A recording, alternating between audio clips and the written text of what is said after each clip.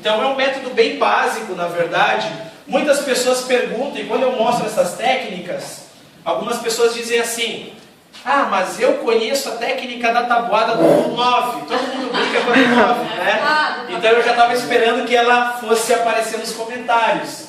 Então, quando fala isso, né, você tem ali 9, todo mundo decora porque faz a tabuada do 9 através de 0, 1, 2, 3 e 9, 8, 7, 6, 5.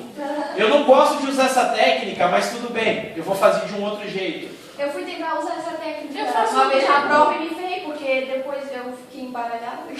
Aí deu 9 vezes. É um problema isso, né? Geralmente é um problema. Ai, meu Deus. Então, eu vou te mostrar assim, ó, como é que eu penso. O 9, ele não falta um número para chegar no 10? Sim. Certo. Então, como o 9, ele falta um número para que eu chegue até o 10, eu vou pensar, eu tenho 7. Então, pela lógica, eu vou tirar esse um número do 7. Tire o número do 7, por favor. Fica com 6. Quanto falta para esse 6 alcançar o 9? Para o 6 alcançar o 9, falta o 7, o 8 e o 9.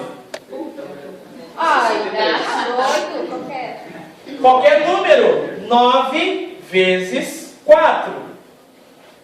Se eu tirar 1, fico com 3. Falta para 9, 6. Se eu tenho 9 vezes 8, tira 1, fica 7. Para chegar ao 9, falta Ai, meu Deus. 2. Isso serve para você decorar números básicos. Quando você decora números básicos de 0 a 10, é fácil. Agora me deparei no ano passado com um problema de resolução, que foi esse aqui. Eu reparei uma coisa interessante quando eu fiz essa conta, 9 vezes 12. Não sei porquê, mas eu me deparei com ela. A resposta que eu encontrei foi essa aqui. Isso chamou a minha atenção para criar essa técnica, né? 9 vezes 12 deu 108. O que eu reparei? Se eu fizesse um número com uma casa só, por exemplo, 9 vezes 7, eu tirei uma unidade do 7 e vi quanto que falta para alcançar o 9. Agora, como eu estou numa dezena, como eu estou na casa dos 10, né? O que eu tenho aqui? Eu olhei para o 12 e vi que os dois primeiros números da minha resposta eram 10. Qual é a relação que tem? Ao invés de eu diminuir uma unidade, eu vou diminuir 2 unidades. Então, 12, né? Tira 2, 10. 10. 1 mais 0 dá 1. 1 mais 0 é 1. Quanto que falta para o número 1 alcançar o 9? 8. Faltam 8. Agora eu posso fazer isso com qualquer número na casa dos 10. 9 vezes 16. Pois bem, vamos tirar 2 unidades? Tirando 2 unidades, 14. 1 mais 4, 5. Quantas unidades faltam para eu chegar no 9? 4. Presente. Professor Dagoberto, agora eu vou para um número maior. 9 vezes 27. Professor, agora eu estou na casa dos 20. Nas unidades tirei 1. Na casa dos 10 eu tirei 2. Então na casa dos 20 quanto eu vou tirar? 3. 3. Tirando 3. Tira 3 do 27. Ficamos com? 24. 24. 2 mais 4? 6. Para alcançar o 9? 3. Dá vontade de matar minha professora do pré. Essas são algumas dicas que nós temos para quem gosta de fazer tabuada. É, porque eu já era... Alguém gosta de fazer tabuada?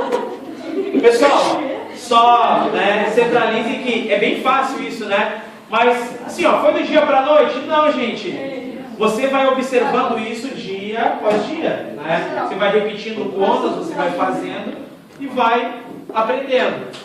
Só observem uma coisa que eu quero agora, voltando a respeito da minha média aritmética. Olhem para a minha média aritmética, por favor, com o número 120 e olhem para a minha média aritmética sem o número 120.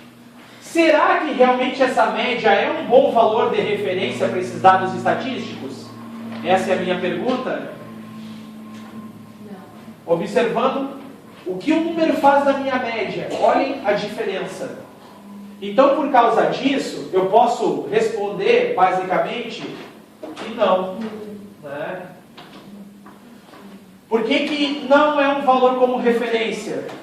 Pois existe um valor, nesse caso, o número 120, né?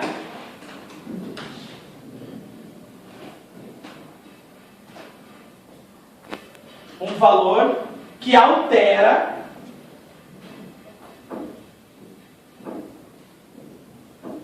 existe um valor que altera, e esse valor altera o que, basicamente, pessoal? Certo? Ele altera a distância, né, entre os valores da média.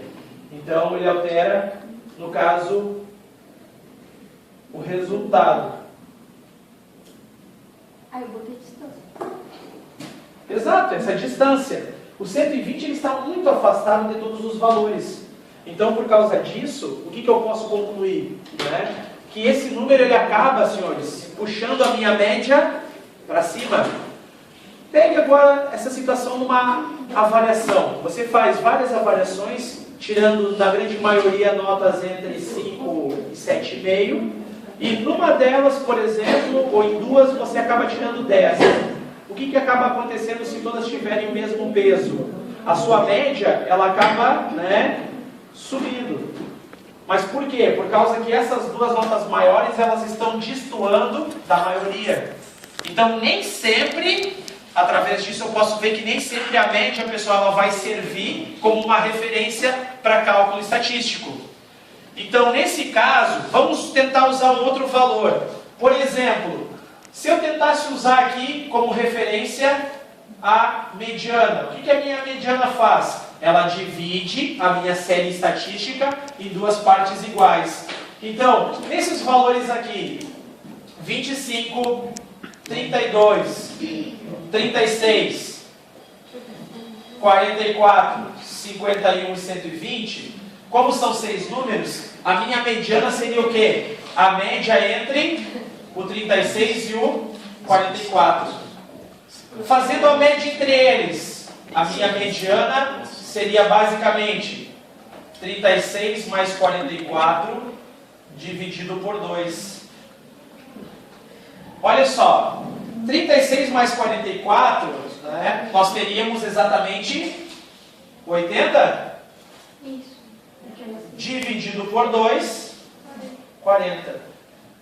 Nesse caso, seria talvez mais interessante, mais elegante estatisticamente falando, você usar o 40 como uma medida de referência.